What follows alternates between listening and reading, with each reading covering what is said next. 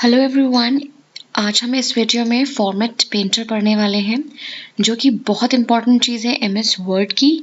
Format painter क्या करता है कि सपोज़ मैंने एक सेंटेंस पे या फिर एक वर्ड पे बहुत अच्छी एडिटिंग कर रखी है और मैं चाहती हूँ कि वही फॉन्ट, वही साइज़, वही कलर, वही अंडरलाइन, बोल्ड, इटैलिक जो इस पे लगा है वो बाकियों पे भी लग जाए।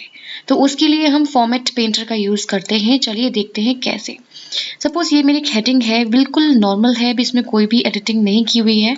अब मैं इसको सपोज़ कोई कलर दे देती हूँ, थोड़ा-सा बोल्ड बना देती हूँ, थोड़ा-सा इसका साइज़ इंक्रीज़ कर देती हूँ, अंडरलाइन दे देती हूँ और इसकी जो राइटिंग है, फ़ॉन्ट है, उसको भी थोड़ा चेंज कर देती हूँ। ठीक? अब मैं थोड़ा-सा इतना, ठीक है? इतना काफ़ी है, इटैलिक करना हो तो इटैलिक ज़रूरत नहीं है। ओके, तो मैंने ये बनाया और मेरे पास देख रहे हैं आप बाकी बहुत सारी हेडिंग्स मैंने बना रखी हैं। अगर मैं सब पे एक-एक करके ऐसे ही जाऊँ, एक-एक करके कलर चेंज करूँ, बोल्ड लगाऊँ, इटैलिक लगाऊँ या अंडरलाइन लगाऊँ, जो मैंने इस पे किया हुआ है, तो ये बहुत टाइम टेकिंग हो जाएगा कि हर एक एक हेडिंग को ऐसा फॉर्मेट कर पाना। तो अब हम ऐसा क्या करें कि एक ही बार में आराम से मतलब बिल्कुल कुछ ना किए सारा काम हो जाए। तो उसके लिए हमें सिर्फ़ और सिर्फ़ एक वर्ड को सेलेक्ट कर लेना है, ठीक है? उसके बाद सेलेक्ट करने के बाद हमें बताना है कंप्यूटर को कि हमें इस टाइप की जो एडिटिंग है वो चाहिए, ठीक है? तो उसके बाद हमें फॉर्मेट पेंटर पे क्लिक करना है और जहाँ आपका देखो आप एक ब्रश बन के आ गया होगा आपके पास। अब जहाँ पे आपको जिस भी हेडिंग पे, जिस भी वर्ड पे आपको ऐसे ही बिल्कुल चाहिए, तो आप उसी पे अपना माउस खिसका के छोड़ दीजिए। अब देखिए आपका ये हेडिंग बिल्कुल हूबहू इसकी फॉर्मेटिंग की तरह हो गई है। इसको भी ब्लू कलर मिल गया, अंडरलाइन मिल गई, व्हाटएवर द फॉन्ट हमने यूज़ किया था वो मिल गया। अब ये थीम भी बिल्कुल वैसी है। अब देख पा रहे हैं मेरा ब्रश गायब हो गया है और मुझे ऐसी बहुत सारी थीम्स बनानी है। तो कैसे हो पाएगा? अगर मैं एक-एक करके क्लिक करती जाऊँगी तो भी मेरा काम बहुत बढ़ जाएगा।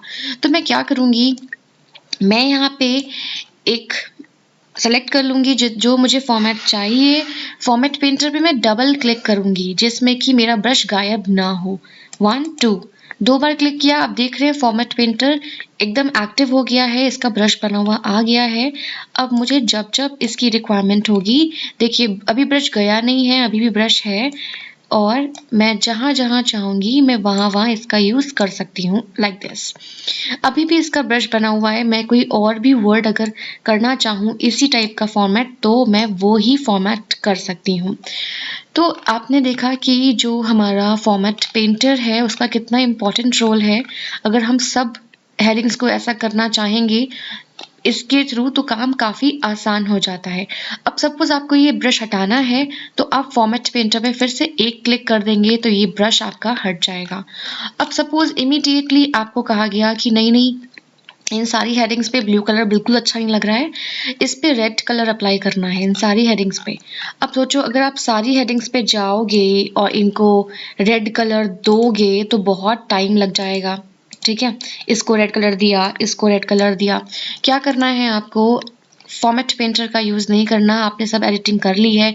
अगर सिर्फ़ कलर चेंज करना है आपको सारी हेडिंग्स का, तो सबसे पहले क्या करना होगा, सबसे पहले आपको एक चीज़ सेलेक्ट कर लेनी होगी कि मैं इस टाइप की थीम की बात कर रहा हूँ।